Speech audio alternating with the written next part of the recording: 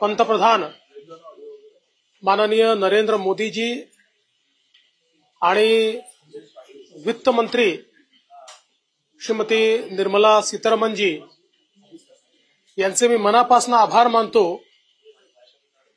की मध्यम वर्गाकरता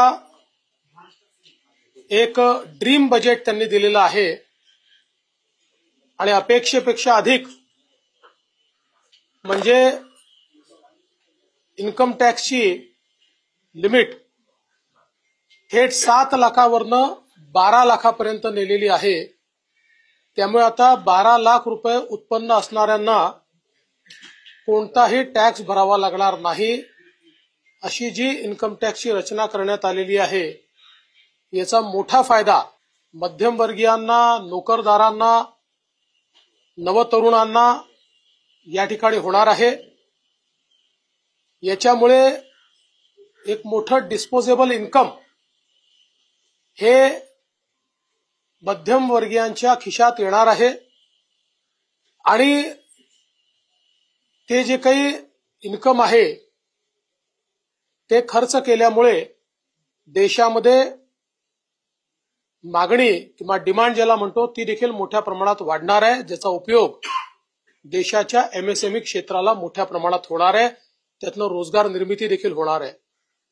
त्यामुळे मला असं वाटतं की या अर्थसंकल्पामध्ये अतिशय बोल्ड स्टेप ज्याला आपण म्हणू शकतो, अतिशय धीरानं घेतलेला अशा प्रकारचा हा निर्णय निश्चितपणे भारताच्या आर्थिक इतिहासातला मैलाचा दगड ठरेल असं माझं मत आहे।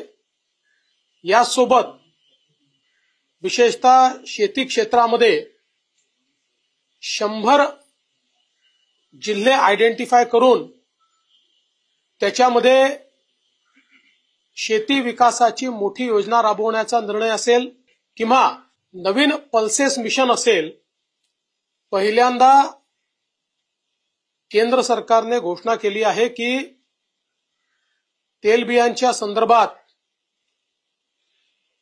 जी काही व्हॅल्यू चेन तयार होईल त्याच्यामध्ये 100% खरेदी केंद्र सरकार करणार आहे आणि हमीभावाने करणार आहे। त्यामुळे निश्चितच शेतकऱ्यांना अधिक उत्पादन मिळण्याकरता, अधिक पैसे मिळण्याकरता त्याचा एक मोठा फायदा होणार आहे। मासेमारी करणाऱ्यांकरता देखील जी काही क्रेडिट लिमिट 3 लाखाची होती ती 5 लाख बिनव्याजी करण्यात आलेली आहे, ज्याचा फायदा मोठ्या प्रमाणात होईल आणि शेती क्षेत्रामध्ये खूप मोठ्या प्रमाणात विविध प्रकारची गुंतवणूक देखील सरकारने घोषित केलेली आहे।